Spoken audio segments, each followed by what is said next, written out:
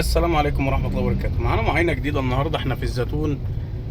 جايين نبص على العربية سكودا فانتازيا. ده متابع معانا أول مرة يعني أشوف له حاجة أو أتفرج له على العربية، فاتصل عليا النهاردة.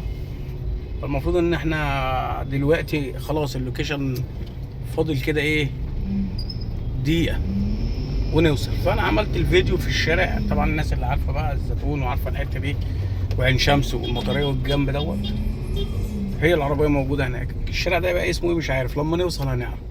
بس انا شفت فانتازيا في الشارع ده زيها، او سكودا 5. ممكن يكون الراجل ده بيشتغل فيهم اللي انا رايح عنده، اللي هو احنا رايحين نتفرج عنده دوت، الله اعلم.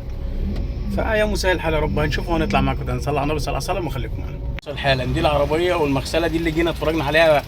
يعني اتفرجنا على العربية فيرنا، الراجل اللي انا بقول عليه قدام، اللي انا يعني كنت شفت عنده سكودا 5. فلسه واصل دلوقتي، هننزل نبص عليها. ويا مسهل، صلى على النبي صلى الله عليه وسلم وخليكم معانا. وبنعمل تيست ومؤمن سيء. طبعا لمبة الحرارة نورت، الامبير لسه في النص على 90، فيها شوية شغل، فيها بعض الملحوظات. فالتيست زي كده، زي ما قلت لكم قبل كده، حرارة، فتيس، تكييف مش شغال، فيها شوية حاجات كده. هنشوف الكلام ايه وهنطلع معاكم تاني. خليكم متابعين معانا. صلى على النبي. بص احنا لسه مخلصين دلوقتي ويا دوبك، بس هو جه قعد معاه واتكلم معاه. كنت انا صليت المغرب وطلعت. قال له والله العربيه دي مش بتاعتي، دي بتاعت واحد، وانا كلمته جابها. قال له انت قايل لي ان هي فيها جنب بس، وفيها عربيه جديده وعربيه واقفه على حيلها الناس دول كنت جيت اتفرجت على فيرنا عندهم، هم ناس كويسه يعني ما فيش اي حاجه، بس ممكن اللي بيبقى مديله البيان بيبقى مديله غلط. فده اللي يدل ان هو برده يعني لسه ايه، يعني ما تعمقش في السوق قوي، جديد في الشغلانه. لان ما تاخدش وصفه من حد وتوصفه انت ما شفتش. والله هو في واحد بيقول ده الطبيعي اللي انت تقوله، واحد بيقول كذا كذا كذا، انا ما شفتش، عشان يبقى برضه عندك مصداقيه، عشان تبقى كلمتك واحده، ويبقى الناس تعتمدك. لما تقول له تمام يبقى تمام، عشان ما حدش يقول لك لا والله ده بيقول كلامه والكلام بتاعه مش مظبوط. المهم العربيه مش حلوه وما عجبتوش. قال لي والله انا الكلام طول ما الكلام اتغير انا مع نفسيتي شالت. قلت له بص، لو انا خدتها على قد فلوسها اتغير بقى ما اتغيرش انا مش هناسبه، هي بيع وشروه خلاص، كل واحد يروح لحاله الله يسهله. وهو يا عم احسن مني، يعني ما تشغلش بالك يعني مين احسن مين اوحش، مالناش دعوه. خلينا في اللي يقضي مصلحه، وخلينا في المفيد، خلينا عمليين. فالعربيه ما طلعتش حلوه. ده كان الفيديو بتاع العربيه الفانتازيا، وان شاء الله ربنا يعيننا ويقدرنا ونشوف حاجه كويسه باذن الله. صلى على النبي صلى الله عليه وسلم وخليكم معانا دايما بفضل الله. ما دس لايك لحد دلوقتي دوس. السلام عليكم ورحمه الله وبركاته. خد حبايبي معانا معاينه جديده وتجربه ان شاء الله باذن الله تكون مفيده للجميع. استاذن اخواتي وحبايبي دلوقتي كده دوس لايك عشان ان شاء الله تتفرج على فيديو يعجبك. العربيه اللي احنا رايحين نبص عليها دي باسات موديل 2008. كنا رحنا شفنا فانتازيا. احنا دايما بنقول كل حد وليه استخدامه، يعني الراجل مؤمن ان احنا رايحين نتفرج على العربيه المره اللي فاتت كان معاه في فانتازيا، وفي الباسات هو مش موجود، فانا راح اتفرج له عليها. فمؤمن ليه استخدام يعني او طلب معين. هو طويل يعني مقاسه طويل، فما ينفعش مثلا اقول له جيت، اقول له جولف، اقول له عربيه مثلا الانترا جمل. في عربيات يعني مساحات فيها مش هينفع يقعد فيها ومش هيرتاح فيها، فهو عايز الفانتازيا عشان واسعه شويه. فانا رشحت له الباسات، قلت له هتبقى اميز من الفانتازيا بالنسبه لك ولمقاسك طبعا. فهو رحب بالفكره، وبالفعل اتفرج على العربيه، راح اتفرج عليها امبارح، شافها على النت وراح اتفرج عليها وقعد فيها وساقها زي ما حصل المره اللي فاتت. عملنا التيست وخليته ساق العربيه، فارتاح في الباسات اكتر. تمام. تفاصيل بقى احنا هنحكي واحنا شغالين عشان بس ما اطولش في المقدمه. خلينا نروح نشوف العربيه، وان شاء الله باذن الله في كام معلومه تكون مفيده ليكم وللناس اللي ما تعرفش، اللي عارف فوق دماغنا ونتعلم منه. يموت المعلم ولا يتعلم، نتعلم منك. بس اللي مش عارف بقى احنا بنحاول نعرفه ونفهمه ونوصل المعلومه. صلى على النبي صلى الله عليه وسلم. خليكم معانا لحد ما نبص على العربيه دي. يا رب المعاينه. دلوقتي انا في المعادي، مكان اسمه نيركو، المفروض جنب الاستراد على طول، وغالبا هي دي العربيه اهي. تمام. هي رشه بره المفروض ما عدا السقف، بيتكلم في 670,000.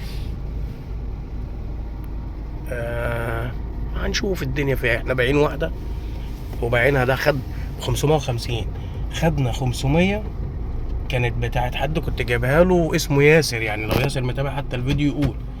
وقعدنا نبيع فيها فتره ما حصلش نصيب، لان هو استعجل عشان كان مزنوق في فلوس. فالبيع دايما ما تبقاش مضطر، عشان بتبقى مضطر بتسيب فلوس. وال50 الباقيين خدناهم على شهرين 25 في 25.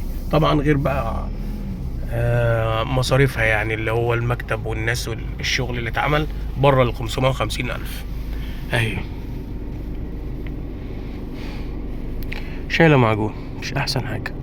ده من بره، دواخل بقى هنشوف الكلام فيه ايه، وهنكمل كلام واحنا ماشيين، عشان انا عايز اضيف لكم كام حاجه كده ان شاء الله يا رب تكونوا بتستفادوا منهم. صلوا على النبي صلى الله عليه وسلم وخليكم معانا. اللي وصل لحد دلوقتي كده يدوس لايك عشان نكمل فيديو جميل ان شاء الله. احنا بنتفرج دلوقتي اهي. ما دورتهاش من ساعه ما جالي امبارح. ما دورتش؟ ماشي دور كده. تمام مش ناقص. زيت تمام. بصوا العربيه حلوه دواخل. عدادها 200، ده عدادها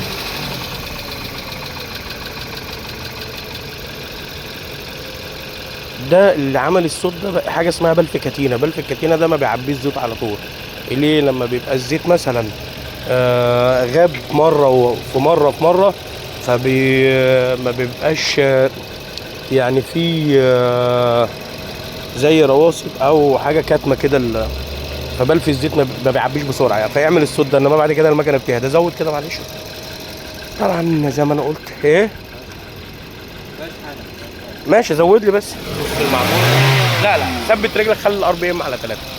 تمام اهي. هكمل كلام وانا ماشي عشان هو مشغول معايا. تمام. نصلي على النبي صلى الله عليه وسلم وخليكم معايا. الوحده دي بتبقى كده بتعلق يعني. انا جبتها مرتين 3 استيراد.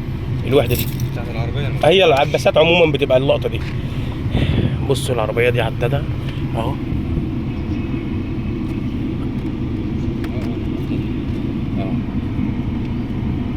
والله انا ناظر ده ببص على الباقي. ايه كده انت كنت بتدوس على الساعه.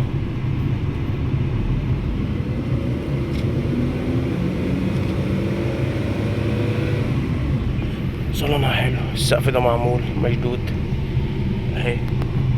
فرش. هو اول فئه العربيه دي اوتوماتيك. هي غالبا بتنزل 8 ايرباج، 2 في القوايم اللي هنا ده وده، و2 ورا و2 في الكرسي ده، بيبقوا 8. دول اللي بيبقوا فيها. طبعا كمالياتها كل حاجه موجوده. اي بي اس وايرباجات واي بي دي كل حاجه بتبقى فيها. العربيات الالماني عموما بتبقى كده يعني، حتى لو مانيوال بتبقى فيها الكلام ده. خلينا نكمل ونطلع. طبعا احنا اتفرجنا على العربيه وهو شاب صغير، المفروض ابوه نازل. هنتكلم معاه في الفلوس لان هو فصل معاه في العربيه. ودي بتبقى حاجه مرهقه لما انت بتفصل وبتربط دماغ اللي قدامك. بحاول اهدي الشيء. بتقول ايه؟ ايوه ما شاء الله. بس الكاوتش اللي قدام عايزه تكييفها حلو، مكانتها حلوه، محتاجه شويه صوانه، في ترشيح زيت في ماسوره كده من فوق. العربيه دي عايزه تتصفى لو بواجي مظبوط. فيها شويه بواجي حلوين. البواجي دي قتلاها. فاحنا مستنيين الحاج واحنا ماشيين هنكمل كلامنا. صلى على النبي صلى الله عليه وسلم. عينا. وعايز اقول النقطه كده مهمه. هو الموضوع مش موضوع ان الواحد يعمل سوبرمان ويقول لك العربيه دي فيها واعمل نفسي ايه اللي مفيش منه. مفيش الكلام ده. هو الموضوع بيبقى نسبه وتناسب. يعني انت النهارده في معايير بتختار عليها العربيه ديت عشان يبقى السعر مناسب ويجي يصرف. كنت بدردش معاه دلوقتي بعد ما مشيت في التليفون، وبعدين هو ما كانش موجود. عملت المعاينه ومشيت. هو مش عارف رتبته ايه في الجيش. الراجل راجل محترم اللي قابلنا، وابنه اللي كان واقف معايا دوت. فبقول لي اسف، هو فصل العربيه دي ب 620. انا عملت العربيه دي ب 580,000. ليه؟ 590 انا اسف. ليه؟ ان عندك نقل ملكيه، وعندك كاوتش، وعندك بايع على العربيه اوحش حاجه في الدنيا كلها، وعندك مصاريف صيانه وعداد، وعندك مصاريف اول فئه. وبقول له دي تاني فئه، لا ده اول فئه. فانا قلت له احنا هنصرف ده وهنصرف ده وهنعمل ده. العربيه هتوصل مثلا ل 6.5، 6.60، 6.70. ما ناخدها يبقى شارع العبد ولا ربيته. فاهمين الحسبه دي بتبقى ازاي يعني؟ فقلت له والله بص، هي لو جت لحد ال 600 سيبك من ال 20 ونكمل عليهم عشان تعرف تصرف. ماشي يلا بينا. فقال لي ماشي انا هشوف الراجل وارجع لك تاني. انا حبيت بقى عشان ما انساش والليل يليل ويبقى الفيو غير اللي احنا كنا شغالين بالنهار، لان بتحصل معايا كتير وبنسى. بعد كده بعمل فيديو بعدها بفتره. فاخترت ان انا اكمل عشان يبقى احنا ايه ماشيين واحده واحده وماشيين صح. صلى على النبي صلى الله عليه وسلم. وصلت لحد دلوقتي ما دوستش لايك، ولو في جديد هنطلع معاكم تاني. مفيش يبقى على الله. تمام. صلى على النبي صلى الله عليه وسلم.